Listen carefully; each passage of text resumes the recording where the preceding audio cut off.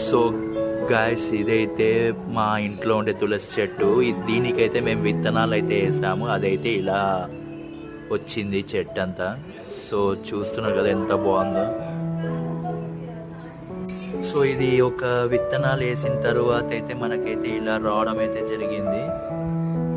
చూస్తున్నారు కదా ఎంత బాగుందో. చాలా నీట్గా వచ్చాయి ఇవి తులసి చెట్టు.